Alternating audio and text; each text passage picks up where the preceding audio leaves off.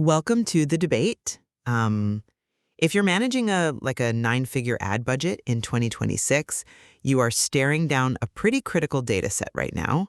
Yeah, the 2026 TikTok creator landscape and global influence rankings. Exactly. And the core tension in this data is really forcing all of us to rethink how we deploy capital. I mean, I look at this landscape and see that for massive top-of-funnel dominance, the math just dictates that sheer follower volume is the ultimate lever for global reach. You know, those top 5 megastars. Right, but I look at that exact same data and I just see a graveyard of wasted impressions. I mean, authentic engagement and specialized trust are what actually drive your customer acquisition cost down. Tangible conversion power is, well, it's far more critical than just hoarding passive eyeballs. Well, let's get right into the mechanics of that reach, though. When you look at the top 5, Khaby Lame, Charlie D'Amelio, Mr. Beast, Bella Poarch, Addison Rae, you're looking at hundreds of millions of followers. Mm-hmm. If your mandate is global brand awareness, inserting your product into their feeds guarantees scale. Khaby Lame, for instance, he relies on universal visual humor. Right, the silent reactions. Yeah, it's completely language agnostic. So from an algorithmic standpoint, that content bypasses linguistic and cultural filters entirely, to hit a truly global graph. But, I mean, what is that mathematical scale actually buying you? A view is just a server ping if it doesn't translate to intent. Take someone like Alex Earl. Okay, She isn't in that top 5 for total followers, but her Get Ready With Me videos trigger exactly what the 2026 algorithm prioritizes, which is peer recommendation nodes. Her viewers aren't just passively scrolling. right, they're engaged. Exactly. They are in a deeply personal parasocial loop. Because it feels like a FaceTime call with a trusted friend, her conversion rates completely crush the megastars. I mean, for moving actual inventory, that trust architecture is infinitely more valuable. You're treating every campaign like direct response marketing, though. I mean, if I'm launching a massive new global EV brand, I don't need Alex Earls selling a specific feature.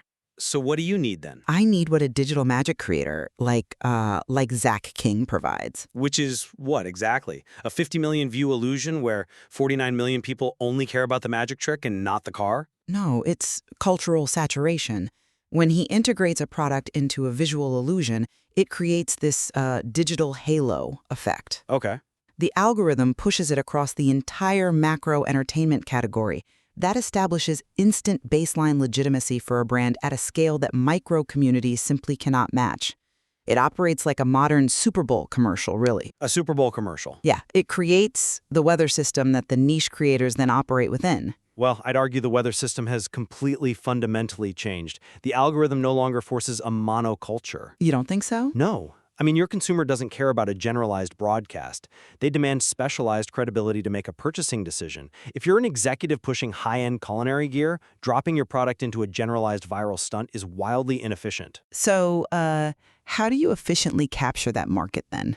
You partner with a creator who has deep domain authority, like CZN Brack, for example. The consumer's brain associates the product with his specific culinary expertise, and that bypasses standard ad fatigue. Right, that makes sense. Or if you're building a philanthropic brand, Willie Salim holds vastly more contextual weight than a general lifestyle vlogger. The 2026 ecosystem rewards relevance, not just reach. Look, I'll concede that for moving highly specialized inventory, domain authority drastically lowers your acquisition cost. Exactly. But you cannot build a household name solely through a patchwork of culinary chefs and vloggers. You still need the gravity of the top tier to anchor the brand in the broader cultural zeitgeist first. Well, only if you believe you have to win the entire culture to win the quarter.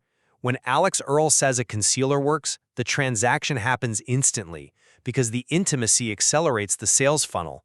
You don't need to anchor the zeitgeist when you have direct access to the buyer's trust.